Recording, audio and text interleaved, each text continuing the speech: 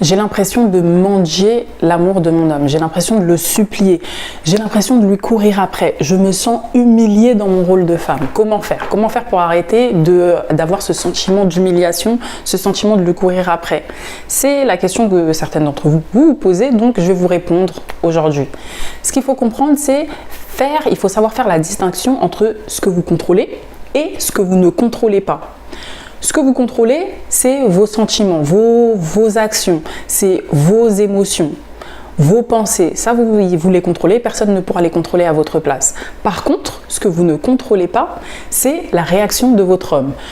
Un exemple simple, par exemple, vous avez l'impression que vous n'avez pas assez d'affection de votre homme. Donc, pour pouvoir attirer son attention et avoir son affection, qu'est-ce que vous allez faire? Vous allez lui offrir des cadeaux, vous allez lui proposer des sorties restaurants, sorties je ne sais où, vous allez lui dire je t'aime 4 fois par jour, vous allez essayer de l'embrasser tous les jours, vouloir passer beaucoup de temps avec vous. En retour, vous n'aurez rien. Il va se sentir même repoussé, il aura l'impression de se sentir étouffé, il va dire mais tu m'étouffes, tu as besoin de trop d'amour, tu es une femme fragile, etc. Et il va essayer de se désengager émotionnellement de vous parce que vous l'étouffez. Donc vous avez émis une action, mais malheureusement cette action n'a pas eu les retours que vous espériez. Vous n'avez pas eu les résultats espérés. Lui, au lieu de réagir, de vous donner ce sentiment de réciprocité, il n'en est rien. Il vous repousse et en plus vous dit que vous n'avez pas confiance en vous, en fait vous êtes trop attachée, vous êtes une femme collante, etc., etc. Donc à ce moment-là, qu'est-ce qu'il faut se dire? Il faut se dire que la seule chose que vous contrôlez, c'est vos émotions.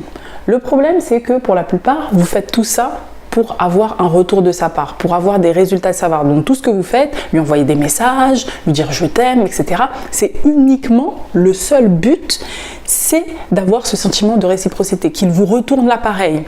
Ça, c'est le meilleur moyen de sombrer dans la dépression, dans la déprime, d'être complètement émotionnellement vidé. Ça, c'est le meilleur moyen. Pourquoi? Parce qu'en fait, vous ne contrôlez pas sa réaction. Donc tout ce que vous devez faire doit être fait uniquement pour votre bien-être émotionnel. C'est-à-dire que si vous lui dites « je t'aime » 4 fois par jour, il faut vouloir le faire pour vous parce que ça vous fait du bien à vous.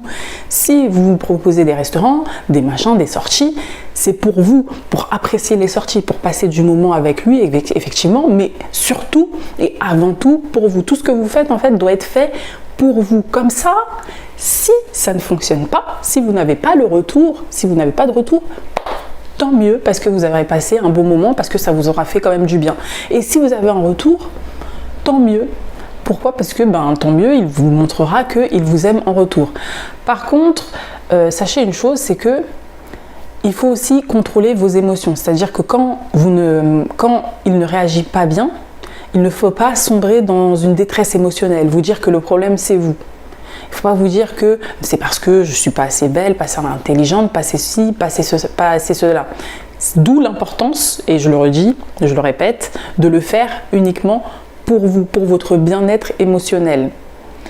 Mais le problème, c'est que s'il ne fait absolument rien, si vous devenez la meilleure version de vous-même, vous changez tout, vous devenez émotionnellement indépendante et que lui ne réagit pas, là, effectivement, à ce moment-là, il faudra se poser des questions sur votre partenaire et vous dire avec qui vous êtes, si vraiment c'est l'homme de votre vie. Mais uniquement à ce moment-là, quand vous aurez fait un travail sur vous-même. Parce que tant que vous ne faites pas un travail sur vous-même, vous ne pourrez pas savoir en fait si c'est vous qui l'influencez à réagir comme ça.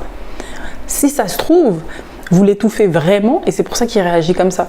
Donc c'est pour ça et qu'il a l'impression que tout ce que vous faites, vous êtes attaché parce que vous voulez qu'il vous redonne l'appareil. Et le problème c'est que, vous le savez déjà, par exemple quelqu'un vous offre un cadeau. Mais il espère avoir quelque chose en retour. Vous allez le sentir parce qu'il y a ce qu'on appelle des signes de dissimulation involontaire. C'est quoi? C'est au niveau du comportement.